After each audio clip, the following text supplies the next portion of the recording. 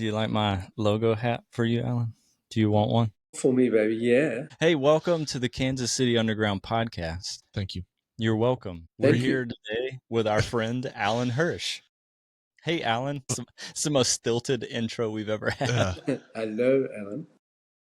You know, the first time I ever met Alan was in the room that I'm standing in. Really? Well, I mean, that's actually not true. I talked to Alan a handful of times, but the first time he probably remembers talking to me was on a podcast. In a podcast that I couldn't be a that part you couldn't of. be at. But I've been in many rooms with Alan over the last couple of decades. Last month, I got to you did a vacation.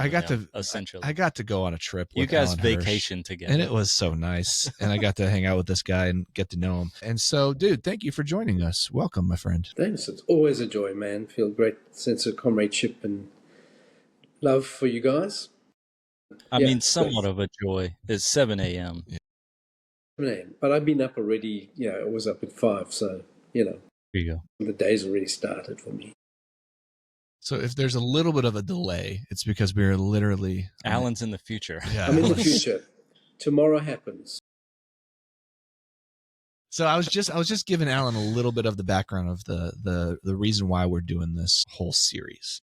And we've talked about it already. Is this episode number 2 within this series? Is that where it's dropping? We ended up putting Rob in ahead of it. Cool. So this will probably be like 3, 4. Who knows? Who knows what we've been saying? We probably shouldn't bring that up My anymore. bad. I'm not gonna mention that anymore, Alan. But we really have just been sitting in this reality of movements seem to bubble up from underneath, and it's not famous people that are leading it. It's this mustard seed that takes over the garden reality. It's this yeast that eventually takes over the whole loaf reality. Yet we are in a context in the West where it seems like everything is all about raising up leaders, having authority, being famous, being CEOs. And it's like alluring and it's attractive. And so many leaders go that way. And you have so many stories where we see those people have very public falls. And so we are just like wrestling with all that. We're throwing all that on the table and say, how does movement actually happen biblically, historically, currently? And I feel like, hey, Alan Hirsch has given up most of his life to try to figure out how movements happen. So this guy might know a thing or two. Is there a question in that for Alan? So that was why we're doing this series. Our intro question is one that Brian actually just came up with. Alan, that is a good question. Let's go with that question.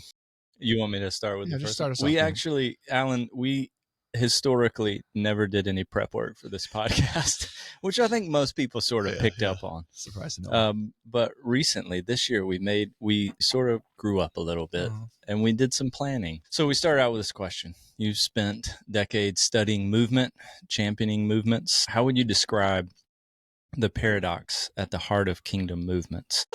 Love that. The paradox. Well, paradoxes are hard to explain. So I'm just like. I did a little bit more on that earlier. Just like why is it important to recover the metaphors of Jesus? I know that you can go on that one. Yeah. And you talked about, the seed becomes the tree, becomes the forest. Why is it important to talk about that? Yeah, well, okay, so I'm I've become obsessed with the seed. I rather think that it's such a powerful image of what movements are about. Somewhere along the way, I did a bit of research into seeds, trees, forests, and it turns out that botanists say that the sole purpose of a tree is to reproduce. It has no other real purpose. Everything else it does heads towards reproduction. And if you think about that, that makes sense, right? And I think a lot of life does. Reproduction seems to be built into all living systems. The seed, I think, is a powerful one and the image I use there is, of course, in the seed is the potential for a tree. Everyone agrees, yep, not every seed becomes a tree, but it can. And every tree can become a forest. And so you see the scalability built in from the get-go. And it's got a natural edge to it, self-contained. A tree is a pretty remarkable phenomenon, right? A seed is remarkable. A seed can remain dormant for hundreds of years and find the right conditions, and all of a sudden, boom, out it comes. So I think of seeds and yeast you guys have already used, are very powerful images of how the kingdom operates in the world. I mean, Jesus is very clear about that. He uses all those organic images. And I think they're not just kind of cutesy things headed, so you can use in Sunday school with the kids. I think they really, metaphor carries a lot of code. You're meant to kind of see the world through the lens of the metaphor. It kind of impacts our imagination. And that's why it doesn't carry everything. Each metaphor is a limit to it. But that's why I think Jesus piles them up, right? Poetry. Mm-hmm. And poetry is like this anyway. Like poetry is just loaded up with metaphor and tangents because all the possibility comes together. So the use of metaphor is very, very important. So Jesus' metaphors of seed, trees, mustard trees. He doesn't talk about a forest, but I think it's implied in that. The yeast in the dough, small little bit of yeast that gets into the big lump of dough. It works its way through. No one knows how, but it's automatic. It kind of does its own thing. As you mentioned, nets. There's a great image of a community as well. It's a net to which to catch fish, I guess, but also it's a relational fabric that catches things in it. So I think it's worth kind of playing with the metaphors big time. Yeah, so the follow-up question we were kind of teasing out is like, but in the West, we sort of abandoned these metaphors for more centralized empire-like models. Yeah, and in Forgotten Ways, I kind of talk about organic systems there. So organic systems being all this and more about how movements operate and how they go. Yes, I think in the West we've moved towards what I think Jesus would say is the kings of the earth. You follow what his critique of the system. Then the lords of the earth exercise their authority as benefactors, top down, right? So they sit on the top of the pyramid, and it poops down from there.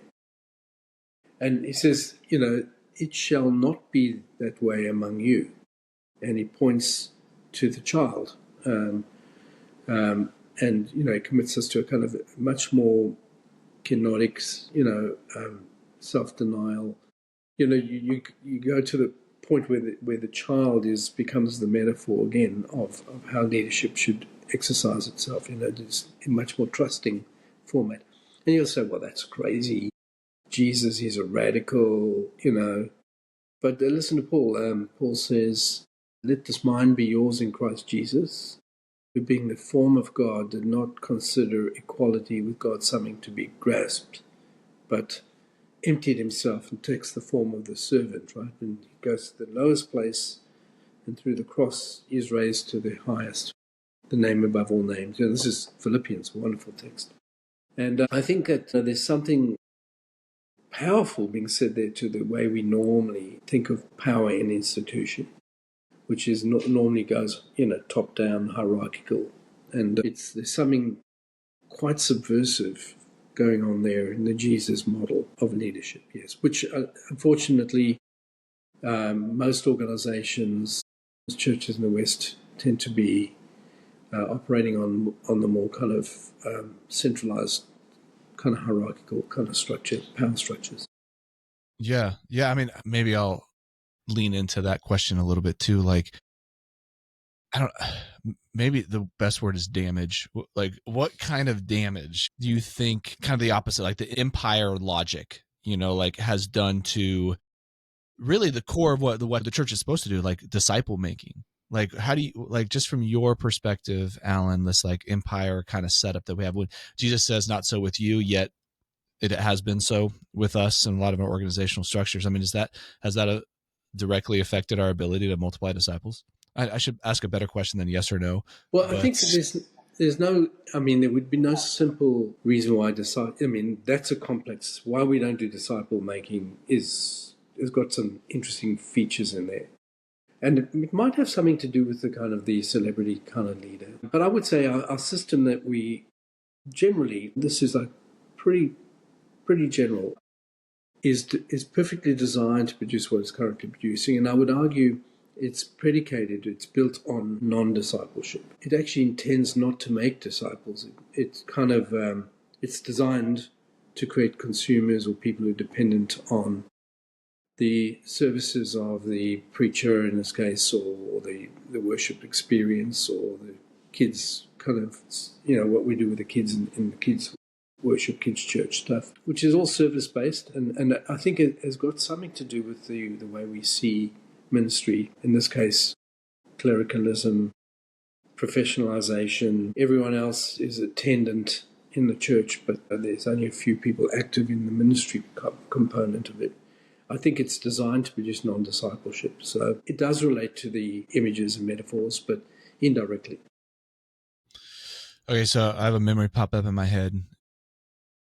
It was when you were in Kansas City recently, and then we had like a few hours to kill. You needed some medicine, so we went and got you some medicine at CVS and a couple other things.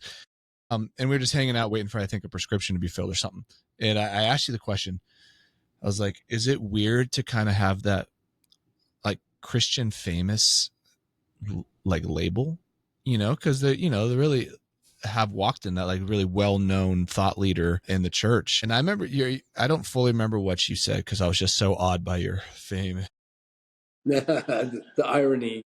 But I remember kind of housing it in the larger question of like, hey, you understand American culture. You've lived here, but you're not, originally from here. So you have a little, both like outsider, insider perspective of just this like fame reality. And so maybe because I don't remember the answer, I'll just ask it again. Like, you've lived it in a way, that you've been very well known. How do you not pursue that or get caught up in that? And is America like, have you noticed from your perspective, is it just, we tend to like, we want that person, so I think there's something in American culture in that regard. I experienced it coming from Australia. Aussies are very, very different. And again, I was born Australian. I was born in South Africa. So I have a kind of a perspective on Australia as an insider. Of course, I'm 40 years Australian, but I see myself as an Aussie. But Australians will tend to have a culture here of, more the other side of it, take you down. Call it tall poppy syndrome. It's like, who do you think you are? The one poppy that goes above all the other ones in the tree, kind of a whole thing of poppies, so they take them down and level everything. And it's part of culture. It's also, I think, very broken. But that's the other side. When I first went to America, oh my gosh, it's completely different. Where you have the champion, the heroes, the entrepreneur, you can thought leader. In case you write a book, you're already part of the Trinity, And yeah, it was a very different experience, which actually I find both sides very broken, actually. So the Aussie side is not a good thing because they can't celebrate other people's achievements. It's insecurity, which in leadership I think is probably worse than porn because it hides itself, and it becomes part of a kind of a person's personality. In America, it goes the other way around. You get, all kinds of leg humping going down. It's a very official, it's a very technical term. It goes the other way around where, you just, people defer to you because you're famous or whatever. I always felt it was stealing from Jesus. And if I'm smart, which apparently some people think I am, I promise you I've done nothing to make it that way. If it is, it's pure gift. And I never plotted and planned. I'm not that savvy about these things to kind of put myself in a position like that. And so I never take myself that seriously. I think that's an important aspect of leadership is don't believe your own press. I think that's just actually really good perspective. Most of our listeners are from a Western context, and obviously all of our Kansas Cityans are currently living in the West. But I mean, it is in the real West. And it really is good to hear just from outside insider voices who can kind of compare. It's like, no, this is actually a thing. In America, it is actually a thing, and we've seen it infiltrate the church. Brian, I think you had a question. Yeah, I mean, we're 15 minutes in, and I'm just thinking, you know us. You know our network. You've actively coached us. We've done our best to try to get you to move here. Still trying. Working on that. Yeah, still working on that. I continued the recruitment when I was out there. And like, I'll say this. I think you're pretty smart. I read your book pretty soon after it came out, and it took me forever. Like, I feel like a fairly intelligent individual, and I was like, oh gosh, I don't know about this. Like, I'm like rereading pages. But I picked it up again about 2-3 years ago and just sort of flew through it because I was like, oh yes, Yes, I understand this. It became part of the roadmap for who we are. So reading it again, it wasn't our story, but it was like, oh, it laid the groundwork so we could embody this. Our passion for ordinary people, and our hope is a bunch of ordinary people in Kansas City listen to our podcast. Mm-hmm. So you heard, not ornery, but ordinary. Sorry. We got a lot of accents here. We're juggling today. You heard our setup. You heard why, we're doing this, and I'd just love to hear you speak to why is it important for us every once in a while to have a conversation around decentering. In some ways, I want to say attacking the hierarchy and going don't forget, don't rebuild that thing. Don't subconsciously start rebuilding it again. But why? If you're just speaking to ordinary disciple makers in Kansas City, pay attention to this. Well, that's a great question. And actually, just to say, so that the listeners say, I am a total fan of what you guys are doing because you're doing it so right. And, all your instincts tend to kind of be movemental. And, so yes, we can be thoughtful about it and, we can put words to things, but you guys are just doing it. And I think that's really an important aspect of it. I think it's kind of much more the church of your deepest instinct. It's the church that Jesus intended us to be. I think movements are really it. And because they're decentralized, well, you're trying to cover a whole region. It's very hard to have a centralized organization. In your case, I mean, it's Kansas City, although I think you will spill out and are spilling out already. But if you take movements in China, 2-3 million people, no headquarters, no or very little by the way of salary. I think there's support systems there, but no salaries in the way we think of it. No 501c3 kind of benefits. In fact, they're persecuted. So they managed to somehow pull it together. Have an organization of up to 2-3 million people, if you can call that organization. It is an organization, it's just a movement one. And I think it's well worth studying that. And I think what you guys are doing is very similar. You're finding that expression that in the case of movements like China, where the church is deinstitutionalized, under persecution, everything's taken away, buildings, resources, foreign missionaries, clergy, the whole thing's gone, and they recover ancient, things that were lurking there, that were just suppressed by the things that they were doing prior to that. And at that point, they go to scale from 2 million to 120 million in a matter of 70 or so years. But they had been there for 2,000 years, so what was going on before that?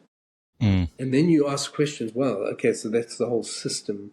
I often ask group of leaders, when you ask, how did the Chinese church do it, just as an exercise? And they know the answer. Actually, it took me 3 years, which I'm not so smart, right? 3 years it took me. But I've done this with groups of leaders in a room where you lock the room, no one's getting out for no reason. You're going to work this out. And with a group of 10, 15, 20, 30 people in the room, they work it out very, very quickly. Just a lot of categorization. But they know the answer. They say, well, why wouldn't you do it? And, if it promises you transformation, why wouldn't you do it? And here goes the issue of the leadership.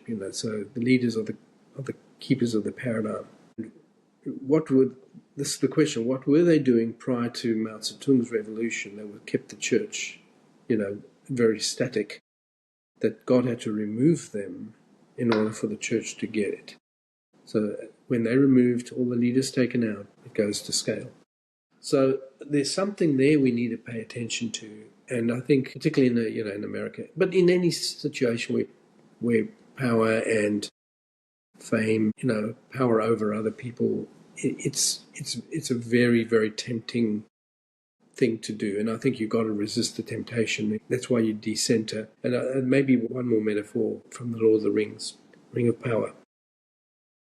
When you make the Ring of Power, then all the hands reach out for it. And only the most innocent, the hobbit in this case, is able to handle it, I think. And even he is changed by it. Mm-hmm. People, ordinary folk, once they put their hand to that ring, are corrupted deeply by it. Because it takes us to the wrong spiritual dynamic, which is counter Jesus. It's antichrist, And I think we need to begin to acknowledge that. Power is a very tempting. Very few people can put their hand to the ring and be able to carry it over the long term. It feels good at the beginning. In the end, it completely begins to control us. And there's a really great parable and metaphor in the Lord of the Rings. Yeah. Well, I want to poke at what you're saying and try to go toward the flip side of when you talk about the movement in China and you see that massive explosion because you remove leadership, you remove centralized leadership, but leadership remains. And we can't get away from people. People are still there shepherding other people. What's the flip side? There's leadership is not bad, but hierarchy is bad. How do you get around that? One of the things, Brian, I think, I experienced this, in our early expression in our church in South Melbourne. The bigger it got, we were, at that point, we're doing all kinds of mission. We were planting churches, all that stuff, but we still had a Sunday gathering. We became quite popular in our city, and so we were getting more and more people. And I was having to move from being more a minister to being a manager of people, systems and processes. And I think it was a very subtle shift, but you end up in a different space. And that's probably a nightmare for Hirsch, right? I think one of the very key things of movement thinking is don't think of leadership as leaders of tens of thousands, which is what we tend to do. Just think of leaders as what we call L50, a leader that's able to lead 50 people. That's your primary form of leadership, and that's what you see in the pages of the New Testament. You don't really see it. Very few. In the New Testament, it's hard to even tell. 25,000 year 100, that's the churches in America bigger than what the church was in year 100. So go figure that one out. And even under those conditions, they were able to go to scales. Be careful of centralizing power and function, because all kinds of hands will reach out to it. And also recognize that, the decentralized model has its own genius. You just got to learn to operate within it. A lot to do, friends, with, it has to do with money, in which it's real. We need to support, we need to find ways to support our families. But then I think we have to crack the code on that too. Yeah, man. Actually, we're going to have Neil Cole on this, and maybe we already did. Again, we should know later. But Neil's later, like I said. I am actually going to pick his brain a lot, even diving deeper into kind of the leadership dynamics of it, because I do think one of his books, I think it was Rising Tides, and he wrote that a while back. But when we were all together, that was the one he suggested that I lean into. So I was looking at that recently, and it's a little bit outdated, right? Because it's looking at trends of cultural trends and what leadership looks like. But man, we even looking at the exponential growth, of what the population has been globally in the last whatever decades. And you're just looking at it logically from a missional standpoint. We understand that our form of church, our centralized, visible, big in front of you hierarchical form of church, absolutely is a horrible, ridiculous strategy to reach the amount of people that we have. I mean, we can just all kind of understand. It won't keep up with the global population, right? No, I mean, it won't even keep up. Additional. Yeah, I mean, it's not even the numbers are. It's it's laughable to even think about that form of church being able to keep up with those numbers. That's one thing. But the question I think Neil was asking in that book was basically what's probably the main reason, at least in the West, that we still choose that model. And a lot of it goes down to leaders, and our very livelihood is based on this other model. And we just have to be honest with that, right? And I say we because all of us have been there. Yeah. We've been paid by that. We've been the people on the stage at some point or whatever. And we just need to acknowledge that. If you're a leader listening to this, there's another way. All we've ever known, let's just be honest, all we've ever known is people trying to elevate good leaders or compelling people. And I'm just telling you, if in movement, if we want to see this, we have got to actively push against that, which is a dying to yourself. Yeah. But also on that, Rose, just don't create a system where it's hundreds of people that's what I think I was trying to get at there, is to say, the system is designed. L50s don't have to leave their normal job in order to be a leader in the church. When you're leading 50 people, yes, there's some skill, but you don't need 7 years of study. You don't need to leave. In fact, you just use your house, and yet, and you guys, your hubs will train. You do whatever's training's necessary, but you want to keep a minimal kind of structure, minimal ecclesiology. Don't make it so big, because the bigger it gets to hundreds and thousands, it attracts all kinds of, it becomes a ring of power. And it also changes the transactional nature of ministry changes it to a transaction, as that you will, and what you win them with, you win them too. That's always the problem with the system, right? So you win them with kind of entertainment, you've got to keep entertaining them. And that's the problem. I think if you keep it honest, keep the church in the smaller kind of expression, the microchurch form, it's not really a huge ring of power that all hands want to reach to it. Yes, there will be some, but it will be minor. The bigger it goes, the more hands reach into it, because it appeals to that part of our nature. That's so good. Yeah. I keep jumping in front of Brian before he says things, but like, I do think that ring of power metaphor is powerful. I mean, it really is, because it is enticing. And and this podcast is listened probably far more by people who aren't in ministry positions than are, but I know there are a lot of people who are just trying to figure out more about movement in the West. So they come and they hear us talk. Maybe it's to those people I want to look at and just like, please hear what we're saying. Please hear what Alan is saying. Like this can't be the way. If we want to see movement, don't seek the power, and the power will change you. If your influence gets bigger than, definitely influence gets bigger than your character, but just fame is not, we are not meant to be famous. I guess is what I'm trying to say. We simply aren't.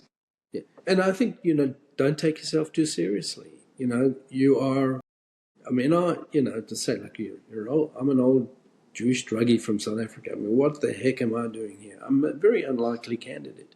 And just recognize that if you've got talent, it's probably not because you've actually worked so darn hard to make it happen. You've probably just got a natural talent, and particularly if it's spiritual, don't take yourself too seriously. Just see yourself as an agent. Serve in whatever way you can. And, just be careful of our deeper motivations for fame and fortune. Hey, I'm going to give you one final sort of prompt to wrap us up. We're talking about big stuff, don't be too big. But what would you say to like the disciple maker, ordinary person on the ground who's like, well, I'm not even wrestling with that. This feels like I'm not doing enough. Uh-oh. There he is. I thought he froze. I'm frozen. You're back. Welcome back. Yeah. I'm frozen in so many ways. I don't know if I have a quick answer to that. I would just say, whatever the Lord has got for you, I think important to find that. Your calling is really important. It's your distinctive contribution in the world. And if you don't bring it, it ain't going to be brought. And Amen. I think finding that, you'll self-motivate. And if that does take you to becoming a leader of thousands, I think then, have the character for it that goes with it. And just be aware of the subtleties and the temptations involved in all forms of leadership. And and how we can treat people with less than the dignity that they deserve, and to see them as instruments in my machine. And it's very, very tempting. I would simply say, yes, be careful of the ring. Don't create rings. Yeah. Amen. And every level, guys, don't seek those rings of power. Beautiful. The ring of power, the ring of... It's like recording with Rob. There's songs. No, Alan, we love you, man. We love hanging with you. You are our tribe. I can't wait for you to move to Kansas City. Grandpa Alan. But you're like a young, cool grandpa. Yeah, you're the hip one. Yeah. You always want one of those. So, yeah, man, we really appreciate you, dude. So good to see you. Thanks for waking up early to hang with us. Thanks, Brian, Cory. God bless you, Russ. Love you, brother.